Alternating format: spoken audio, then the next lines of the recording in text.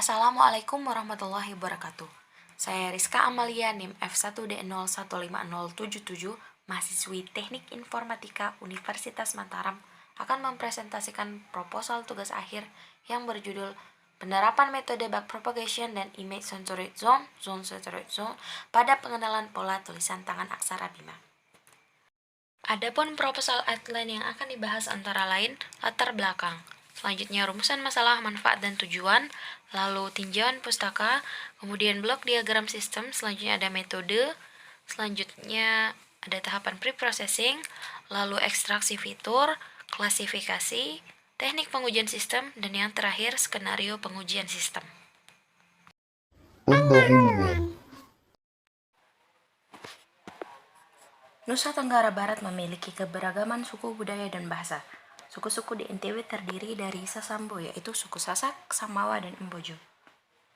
Suku Embojo sendiri memiliki warisan budaya berupa aksara Bima. Sayangnya, penggunaan aksara Bima sudah jarang ditemui dalam kehidupan sehari-hari.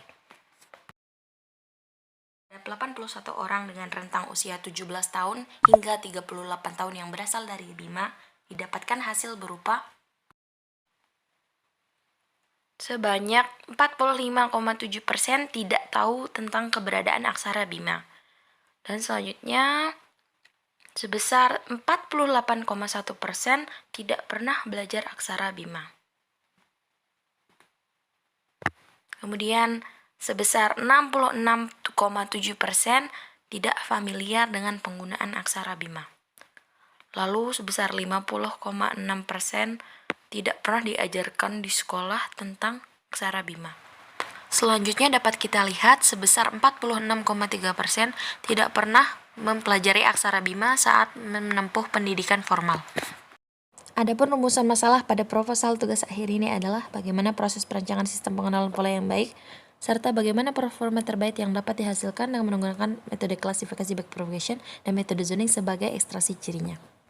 Adapun tujuan yang akan dicapai antara lain, membangun sistem pengenalan pola yang baik serta mendapatkan performa terbaik dengan menggunakan metode klasifikasi backpropagation dan metode zoning sebagai ekstraksi cirinya.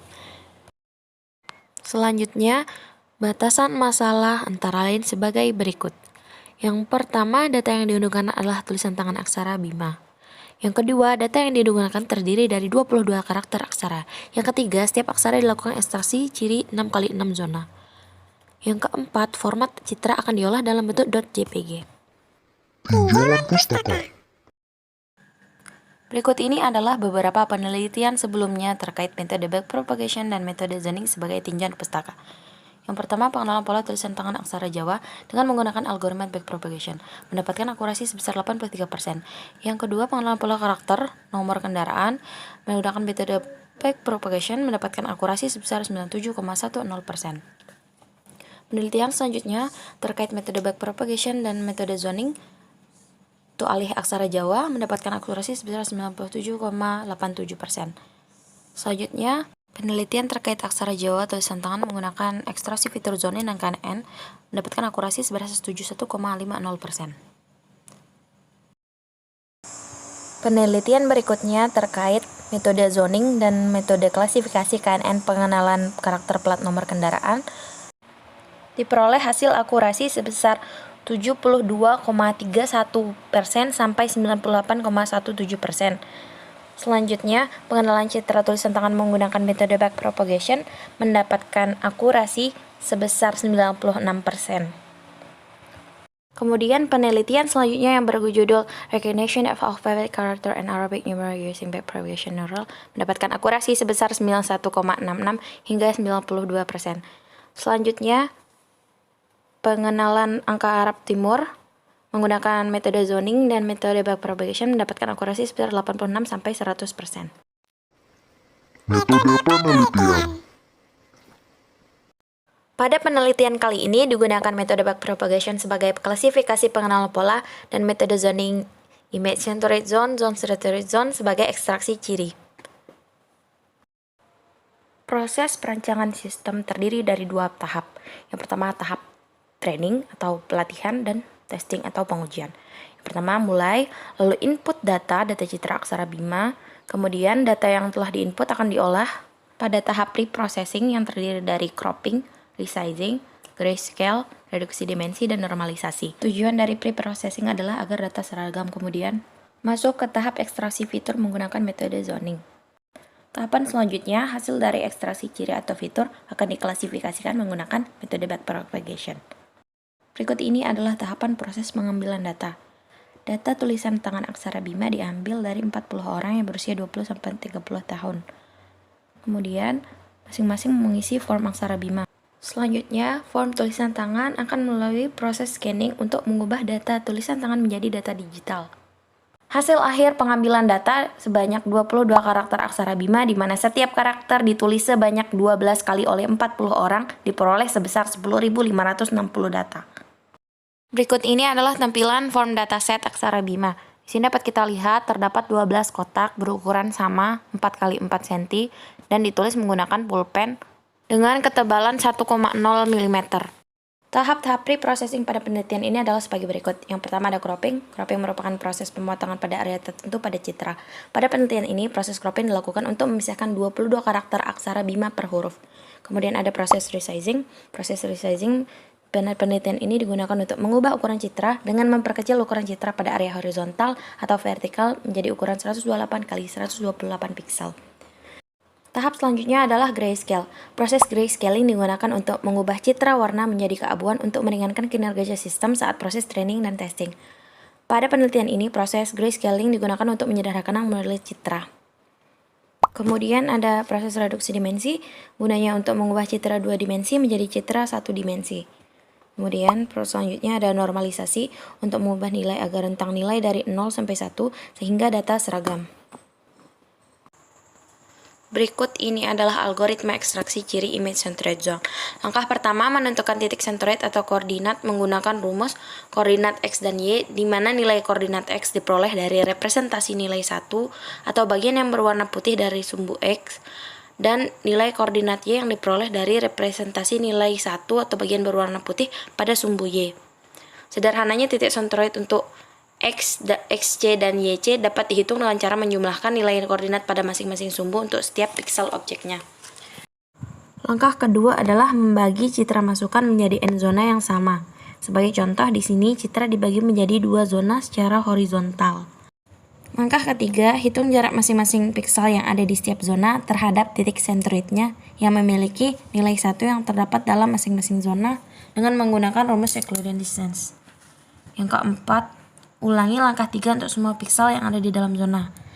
Yang kelima, untuk mendapatkan nilai fitur image centroid zone, hitung jarak rata-rata antara titik-titik tersebut dengan menggunakan rumus rata jarak n sama dengan 1 per sigma jarak dikali total jarak. Algoritma ekstraksi ciri zone centroid zone. Yang pertama, bagi citra masukkan ke dalam jumlah n bagian yang sama. Kemudian, hitung centroid dari masing-masing zona. 3. Hitung jarak antara centroid masing-masing zona dan piksel yang ada pada zona menggunakan rumus Euclidean distance. Yang keempat, ulangi langkah ketiga untuk seluruh piksel yang ada di zona. Kemudian, hitung rata-rata jarak antara titik-titik tersebut. Kemudian, ulangi langkah 3-7 untuk setiap zona secara berurutan. Terakhir, hasil akhir yang akan didapatkan adalah n fitur sesuai dengan jumlah n zona yang akan digunakan dalam klasifikasi. Berikut ini adalah contoh perhitungan metode zoning image centroid zone. Setelah citra dibagi ke zona yang sama besar, untuk menentukan titik centroid digunakan rumus sigma n xi kali pi per pi, di mana xi merupakan koordinat titik x ke i dan pi merupakan nilai piksel pada titik i. Selanjutnya, jarak centroid dan masing-masing nilai piksel dihitung menggunakan Euclidean distance sehingga diperoleh jarak rata-rata yang digunakan sebagai fitur untuk klasifikasi. Selanjutnya, untuk contoh perhitungan metode zone centroid zone, titik centroid ditentukan di setiap zona pada citra. Setelah citra dibagi ke zona yang sama besar, untuk menentukan titik centroid digunakan rumus centroid pada koordinat x dan y, dan dapat dilihat titik centroid berada pada koordinat x 5 dan koordinat y 1,9. Tahap selanjutnya, jarak centroid dan masing-masing nilai piksel dihitung menggunakan Euclidean distance dengan rumus akar sigma n, nilai vektor objek x ke k, dikurangi nilai vektor objek Y ke K kuadrat, sehingga diperoleh jarak rata-rata digunakan sebagai fitur untuk klasifikasi. Pada metode ekstraksi gabungan image centroid zone, zone centroid zone, fitur yang dihasilkan sejumlah 2N. Hal ini disebabkan oleh perhitungan centroid dan jarak antara tiap titik piksel dilakukan sebanyak 2 kali, yaitu sebelum citra dibagi ke dalam sejumlah daerah atau zona yang sama besar dan sesudah citra dibagi ke jumlah zona yang sama besar. Adapun algoritma metode gabungan ICZ dan ZCZ adalah sebagai berikut. Yang pertama, hitung centroid dari citra masukan. Yang kedua, bagi citra input ke dalam sejumlah N bagian yang sama. Kemudian hitung jarak antara centroid citra dengan setiap piksel yang ada dalam zona menggunakan rumus Euclidean distance. Yang keempat, ulangi langkah ketiga untuk semua piksel yang ada dalam zona. Selanjutnya, hitung jarak rata-rata antara titik-titik tersebut. Yang keenam, hitung centroid tiap zona. Kemudian, hitung jarak antara centroid zona dengan setiap piksel yang ada dalam zona. Selanjutnya, ulangi langkah 7 untuk semua piksel yang ada dalam zona. Langkah ke-9, hitung jarak rata-rata antara titik-titik tersebut. Yang ke-10, ulangi langkah 3-9 untuk semua zona secara berurutan. Hasil fitur yang akan didapatkan adalah sebanyak 2N. Klasifikasi backpropagation terdiri dari 3 fase, yaitu feed-forward, back-forward, dan updating back. Langkah ke-0, inisialisasi masing-masing bobot dan bias pada setiap layer atau lapisan, menggunakan nilai acak yang cukup kecil. Langkah pertama, jika kondisi penghentian belum terpenuhi, yaitu apabila batas error lebih besar dari 0,001 atau epoch kurang dari 1000, maka lakukan langkah 2-9. Langkah kedua, untuk setiap pasang data pelitian, lakukan langkah ke-3-8. Fase pertama, feed forward, di mana pola pelatihan masukan dihitung maju mulai dari layar masukan hingga layar keluaran dengan fungsi aktivasi yang ditentukan, yaitu sigmoid binary. Langkah ketiga, tiap unit masukan menerima sinyal dan meneruskan ke unit selanjutnya, yaitu lapisan tersembunyi. Langkah keempat, hitung semua keluaran pada lapisan tersembunyi. Gunakan fungsi aktivasi sigmoid binary untuk menghitung sinyal outputnya dan kirimkan sinyal tersebut ke semua unit-unit output. Langkah ini dilakukan sebanyak jumlah lapisan tersembunyi.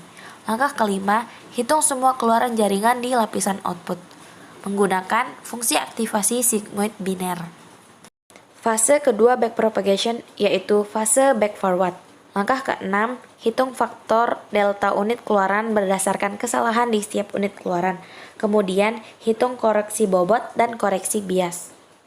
Fase ketiga backpropagation yaitu updating back atau perubahan bobot. Langkah ke-8, tiap-tiap unit output dan lapisan tersembunyi memperbaiki bobotnya. Langkah ke-9, kondisi pelatihan berhenti.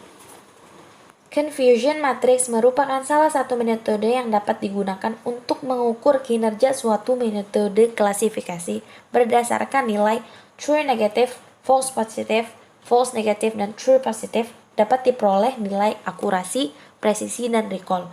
Akurasi merupakan tingkat kedekatan antara nilai prediksi dengan nilai aktual. Presisi merupakan tingkat ketepatan antara informasi yang diminta oleh pengguna dengan jawaban yang diberikan sistem. Recall merupakan tingkat keberhasilan sistem dalam menemukan kembali sebuah informasi. Skenario pengujian. Neuron output sebanyak 22 neuron berdasarkan jumlah karakter aksara Bima. Fungsi aktivasi yang digunakan adalah sigmoid binary. Jumlah hidden layer 1, 2, dan 3 layer. Batas error sebagai parameter uji 0,001. Batas epoch sebagai parameter uji 1000. Ekstraksi ciri dibagi menjadi 6 kali 6 zona atau 36 ciri. Rentang learning rate sebagai parameter uji dari 0,1 sampai 0,9. Kemudian, skenario pengujian terakhir, pembagian data training dan testing 70-30%, 75-25%, dan 80-20%.